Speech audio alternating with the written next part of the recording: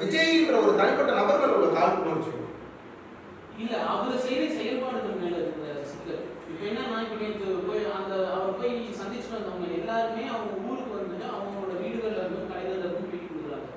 அந்த பேட்டிகள் எல்லாத்தையும் எடுத்து வரிசையா பார்த்தோம்னா எல்லாமே ஒரு பேப்பர்ல எழுதியதை பார்த்து படிக்கிற மாதிரி இருக்கு. அவர் வந்தாரு, காலையில் இருந்தாரு, அழுதாரு, ரொம்ப இழைச்சி போயிருக்காரு அப்படின்ட்டு ரொம்ப ஸ்கிரிப்டடா இருக்கு.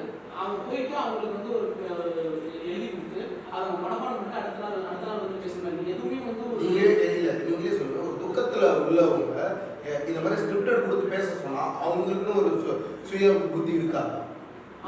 துக்கம் தான் முடிஞ்சிச்சு, 30 நாள் ஆகி போச்சு. அதுக்கப்புறம் அந்த துக்கத்துல இருக்கிற அந்த குடும்பங்களை வந்து விமர்சிக்கிறீங்க. அவங்க வந்து பணத்துக்காக மாறிட்டாங்கன்றீங்க இல்லையா? பணத்துக்காக மாறிட்டாங்க. அவங்களுக்கு பணத்தை தாண்டின விஷயம் தான் விஜய். ஏன்னா அது அப்ப விஜய் மேல ஒரு நம்பிக்கை இருக்கு. ஒரு அவங்க வந்து தன் குடும்பத்துல ஒரு ஆளா பாக்குறாங்க இல்லையா? அது என்ன பொறுத்த வரைக்கும் அது ஒரு மூட நம்பிக்கைன்னு சொல்லுவாங்க. நம்பிக்கை